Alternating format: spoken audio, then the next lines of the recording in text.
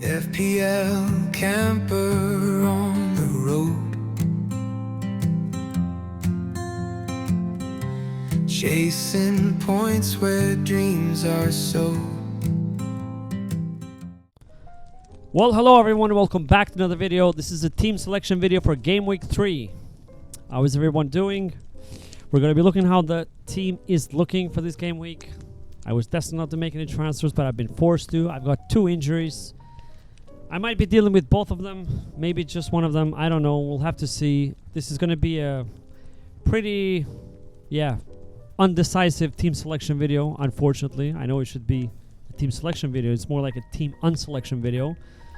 We have a Saturday deadline. Finally, a Saturday deadline. We got a Saturday deadline, as I like it. And I think my decisions are probably going to be done by Friday night or Saturday night, unless I want to, I already missed on some price changes, obviously. But there's some price drops that might be happening soon, so I have to check on that.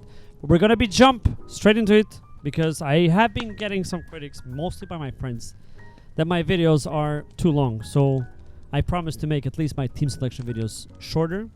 So let's just jump straight into it. And I'll skip some of the unnecessary information, like what I usually do, go through every player and say why I'm going to select that, because obviously some of them don't need to get any thoughts into them, and some of them I'm just gonna go straight into my dilemmas for this game week, because there's a couple.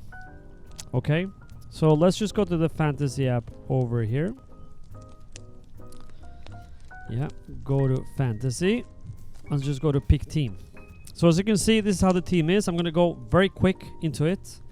Sanchez in goal. Obviously, Dubravka Man United the way, so I'm not going to go into that too much. I know people were making fun yesterday on Twitter, putting Dubravka on the Stev instead of their other players, but I'm not going to do that. I've got Van der Ven, Bournemouth at home. Good game week. Tottenham has been good defensively. I've got Richards, Aston Villa away at the moment. So this decision is the first dilemma, so I might go with this one. First of all, Liverpool.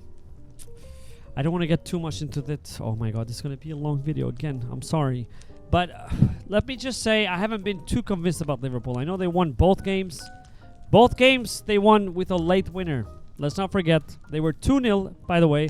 2-0 against Bournemouth on the first game week at home. They went to 2-2. They scored on the 88th minute, 3-2, and then 4-2. Salah, obviously, late in the game. Same. Last game week, 2-0 against Newcastle with 11 men against 10. And they still went 2-2. And 100th minute winner for Guimau. Great winner, by the way. Happy for the guy, but yeah. So I'm not too convinced, as I said even in my last video about Liverpool. They're not going to have the same freedom with the Arsenal defense. Arsenal, let's see how it goes. I don't want to be too optimistic about the game, but I just feel like attack-wise, Liverpool is good. That's been their strong point, but Arsenal is not going to be an easy cook to break. And defensively, they've been leaking goals. So let's see if Arsenal, by some miracle, score first at Anfield. I'm so sorry to Liverpool fans, but that very likely that game is going to end up 1-0 probably, because you're going to see Arsenal defense retracting and keeping it tight. But let's see. I mean, I can't speculate. I've been good at predicting some things, but I don't know this game how it's going to go. But I feel like Gabriel having their off-chance clean sheet or an off-chance goal from a corner. We've scored 3 goals already from the first 2 game weeks from corners, by the way. So that might be because I feel like Richards and Aston Villa away, that's less likely than Gabriel Liverpool away getting some returns, because Richards is not known for attacking returns at least. So maybe more valid. But that's the only dilemma I have on defense. Milenkovic, West Ham at home, no-brainer. Nothing to say. West Ham has been piss poor. Nottingham Forest known for their defense. I've got Salah, Arsenal at home. Again, I'm not expecting too much from Liverpool attackers this game week. They have 2 great game weeks after that. They've got Burnley away and Everton at home. I'm actually thinking of doubling up on attack. Surprise, surprise. But just for these upcoming game weeks, not this. This game week is bad. Reinders, Brighton away. Let's see how it goes. He has a great first game week, and then second game week, nothing. Ismail Assad, again, nothing to say. Happy to have him. Now, this is their dilemmas are. So I've got Palmer, who Very likely going to miss this game week and might be come back next game week. There's a national break as well, obviously, so he's probably going to come back, but likely to miss this game week. And then we got Saka, who's very most definitely going to miss this game week and probably the next one. So Saka needs to be sold. He's still hasn't dropped in price by some miracle, but he's likely going to be dropped tonight or tomorrow night, so I have to make a decision. And then I've got Mateta with Aston Villa away. As I said, maybe this game week doesn't seem as good, even though Aston Villa hasn't been that great at home or away at the start of the season. But the game weeks after that, Sunderland home, West Ham away, I'm not planning to sell Mateta before that run of games. And I'm planning to sell him before Liverpool at home. Probably took Gyökeres. And I'll tell you what my long-term plan is. And then I've got João Pedro, who's looking good at the moment. He's my captain. I don't know if he's going to stay on him, but I also don't have a great captain for this game week. Salah, no way against Arsenal. He might get some returns, but he's not going to haul. Palmer's not playing. I don't have Haaland. Mateta, Villa. Captain of defender. I don't know. So João Pedro seems like the most. But anyways, let me just go to transfer plans, right? So initially, I thought doing, this what everyone else has. Bruno Fernandes. Just sell Saka for Bruno, and that's it. 9.0. The only problem is this move doesn't allow me to do anything else on the attack because Bruno is pretty expensive. He is pretty highly 20% owned, so that's what I'm afraid of, his ownership, and he's going to be highly capped in this game week. I mean, Bruno was rested last night, the game against 4th division side Grimsby, which, I don't know, I didn't watch the game. Probably United won that comfortably. So he was rested, so he should be fine to go on this game week. Against Burnley, it's going to be highly captained. And, yeah. I am afraid to go without him. Another popular, and this is what I'm saying, like, so if I remove Mark Gui, so I have 5.5, and there's not many 5.5 attackers that I'm really interested in. But if I sell Bruno, let me just restore this player. If I sell Bruno to, let's say, Cunha. Cunha, that's another option. But still, Cunha has been, now is 12% owned, has been very popular on Twitter. I don't know why or how, but he's been looking good in the first 2 game weeks, so I don't know how he did last night. He started, I saw on the team sheet. But then again, 6.4, just short of 6.5. Not many good attackers. So this seems like if I would just want to make 2 transfers for this game week because Palmer is in doubt. So I either have to remove both Palmer and Saka and play with, so I could do that, for example. Remove Palmer and Saka and just bring Cunha and bring whoever else, like Cody Gakpo or someone else. So I'm eyeing Gakpo for the upcoming game weeks, not necessarily this game week. And that's why I'm like, what should I do? Which way should I go? Because, and let me tell you where my dilemma is coming from. If I do this move now, if I bring in Cody Gakpo over here, then I have just enough money to go for a certain Richarlison. This I like because Richarlison has Bournemouth at home. And the upcoming game week is West Ham away, who's been looking poor. And then is Brighton away. And then, wait, sorry. Let me just go for Richarlison again. See, the fixtures, the long-term fixtures are pretty decent fixtures. Here you can see. So it's Bournemouth home, West Ham away, Brighton away, Wolves at home, Leeds away, Villa home, Everton away, and then Chelsea home. Maybe it gets a bit more difficult there. But it's a pretty good... And there's not many midfielders from Tottenham that I really want. I know Johnson is one of them, but I don't know if his place is safe. Kudus is another one, but I just feel like Richarlison's been looking good. But the problem with Richarlison is minutes risk again. Even though he's been looking good, he seems like their main threat on attack. But if he has one bad game and he gets substituted by Solanke, let's say Solanke does well, he's going to lose his spot. So then it immediately becomes a problem, Richarlison. Cody Gakpo. Let's go to Gakpo. This game week, horrible, as I said, for both Salah and Gakpo or any of the attackers. I'm not expecting them any returns or maybe small returns.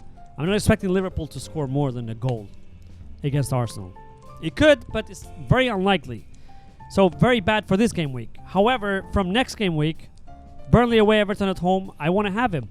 Because Even though people have been saying, oh, Cody Gakpo has been looking great. I don't think he's been looking great. I mean, the game against Newcastle, Liverpool was shit. Let's just be honest. They won the game. They looked horrible. Gakpo had 2 assists, just passed the ball way outside the box. Didn't do anything amazing. Didn't put a crazy crosses in, to get it was just a pass. Simple pass, and it counts as an assist. Doesn't matter. So he wasn't great or breathtaking.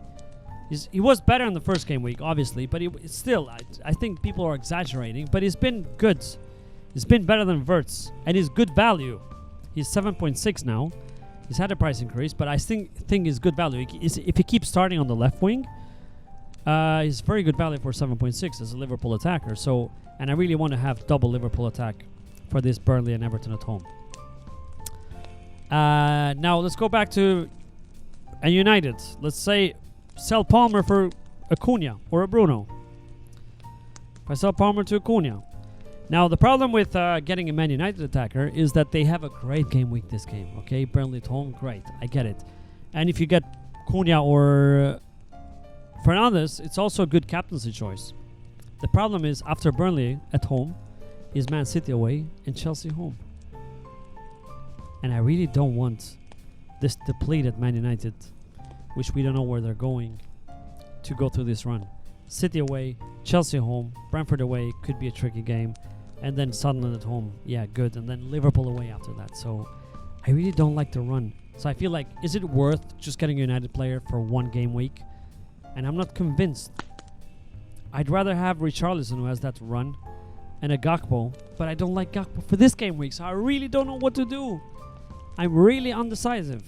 I could not bring Richarlison this game week and just keep Margui and sell both. Or Cunha could be Bruno Fernandes as well, because I do have the money if I sell both of them, and I still would have the money to bring in. But do I have the money to? So this is my long-term plan. After, I would definitely want to go, if Richarlison keeps keeping his place, to have this somehow a United attacker, another Liverpool attacker, Richarlison, unless Saka comes back. Then I'll have to make sure I bring him back somehow. Palmer might also be back, so I don't know about that. But then eventually, after Mateta runs this Sunderland home and West Ham away, I want to sell him and bring Gyökeres. For now, with Bruno, I have 0.2 in the bank, but the prices are going to change a lot, so it's less likely that's going to happen. With Cunha, it's more feasible. So ideally, it would be Cunha or Mbeumo. Like this, I would love to be here. But then the problem is, if Saka comes back, they're saying injury is not as bad as feared. If Palmer is going to come back immediately after the break, and then if he starts hitting, then you have to revert back. So I really don't know what to do. Which is why, very likely, I'm going to end up, and sorry, this took so long. Go back here. I'm going to end up with this. And I have to make these decisions quick if I'm going to keep Palmer. Because if Palmer comes back, Brentford away, Man United away. Yeah, I know it's not the greatest run, but they're not. Brentford doesn't look great. Man United doesn't look great. Brighton home, Liverpool home. Yeah. But it could become, I could sell Palmer for Saka. I just want to keep one of the places there. But because Saka is likely to be more long-term injured, I could have Palmer for, let's say, one Brentford away, was it? And then if Saka comes back, bring him in. Yeah, it's hard to make long-term decisions, not just because of injuries, but it's only game week 3 and we don't have too much data. So by Saturday morning, I'm likely to end up with this, which I don't like. But if I bring in Gakpo, I'll probably play Salah, Reinders, Sarr, and Palmer in the off chance that he starts. And then play 3-4-3. Play Mateta, João Pedro, and Richarlison on attack. And then if Palmer doesn't play, Gakpo comes in for his 2-pointer probably. Yeah. So this is where I'm at the moment. If you have a better suggestion, please let me know. But I don't. So as I said, I'm going to leave it here because it's already been too long. I'm still confused. It's not the moves. I'm more forced into it. I would have rolled. If both Saka and Palmer were fit, I would have rolled. Let's see. Palmer might be still fit. We don't know, but it's less likely. But if he is, it would be great because then I could, as I said, sell Saka, bring in Gakpo, bench Gakpo, play Palmer and Richarlison this game week, and then next game week I'll play all my 5 midfielders. No, I'll bench Reinders and play 4 and all my 3 attackers. But anyways, let's see. That's week 2 far ahead. Thank you so much. I'm sorry again that this video was again longer than I predicted to be. It's just the injuries made it too much to deal with. I'm gonna try and keep videos short, okay? I'm gonna try to. It's impossible. There's so much that happens in fantasy I need to talk about. I didn't even talk about the other picks. But yeah, thank you so much for watching again. Please like and subscribe if you're enjoying the videos. Help us grow. And yeah, I'll see you on Tuesday for Game Week review. And very good luck with your game week. Bye. Subscribe. Come on. Just do it. I'm waiting. Just do it.